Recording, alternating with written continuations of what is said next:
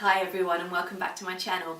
For those new here, my name's Nikki, I'm an author and editor, and I post videos here on YouTube about reading, writing, editing, and all the other things I love. Today we're here for another crash course in the classics. In this series I go through some of the famous classic authors, tell you a little bit about their lives and their works. Today we're talking about Ann Radcliffe. Now, Ann Radcliffe was actually born Ann Ward in London in 1764. Her father was in trade, so they lived in a sort of respectable gentility of the middle classes. She married a journalist, William Radcliffe, in 1787.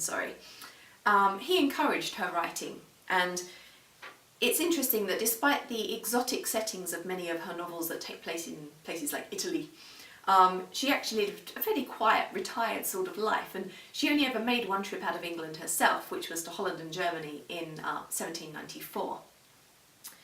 Her first two works were published anonymously, and it was with The Romance of the Forest in 1791 that she actually first became acknowledged as the author of these stories.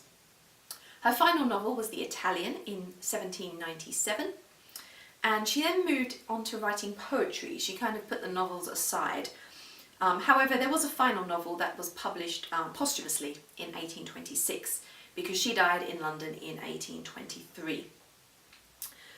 So she's not had the most exciting life compared to some other authors who we have discussed and will discuss.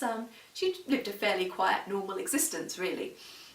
However, she is known as one of the great writers of Gothic literature. Gothic literature, essentially, it's not so much horror, it's more about terror. So it's more the anticipation and the tension and the fear. And there's a lot of suspense, and in Ann Radcliffe in particular, it usually is mingled in with this kind of romantic undertone as well. Usually in Gothic novels you have a few things you need to make them work. You need a spooky location, often a castle, perhaps in a state of disrepair. You need a family secret or some sort of sinister goings-on in the environment. You need a virginal heroine, and you need a sort of evil man who's going to prey upon her. And usually there's a young man who's going to be the hero and rescue her and be the love of her life in the end as well.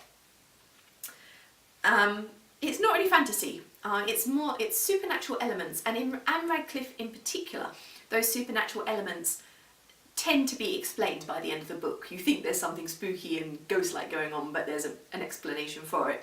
And where Ann Radcliffe sometimes receives disparagement, let's say, is that her novels, the characters tend to be fairly two-dimensional. There's a lot of anachronism and things that sort of are used to forward the plot that maybe don't particularly always make sense. They're a bit convenient. However, in Gothic fiction, in Gothic romance, that's kind of not a problem, and her readers had no problem with it. It was all about the suspense and the tension and the on the edge of your seat, wondering at this slightly salacious at times things that are going on. So what are some of the works of Ann Radcliffe? I've got a list of her major writings here, and The Castles of Athlone and Dunbayne, which was the first book, which came out in 1789. That one I actually haven't read, and it's not as readily available as some of the others. But then we move into the major works. So A Sicilian Romance was in 1790. The Romance of the Forest, which was her real breakaway hit in 1791, and which was followed up in 1794 by The Mysteries of Udolpho, which is probably the best known of her works. And finally The Italian, which is considered the best of the bunch, in 1797. Then there were also the poems that she moved on to, of course, that we mentioned earlier, which came out in a collection in 1816. And finally that last novel, Gaston of de Blondeville, which was in 1826 after her death. So where would I recommend you start with Ann Radcliffe?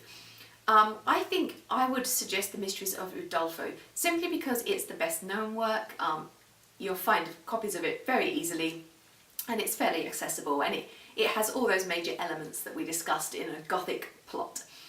From there I would go on to The Romance of the Forest. I actually like The Romance of the Forest more than The Mysteries of Udolpho. I think it's slightly better written and got a bit more going for it. And then of course, as we mentioned already, The Italian is considered the best of the works. The dialogue was a lot better. Some of the plot points worked a bit better in that one than some of the earlier ones. So those are my recommendations for Ann Radcliffe. If you're new to Gothic literature, you definitely want to check this out.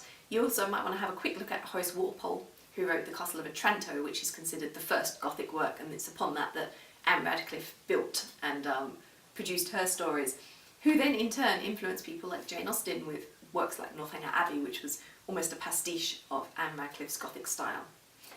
So I'll end there for today, but I look forward to seeing you all again very soon for another vlog. Bye for now, everyone.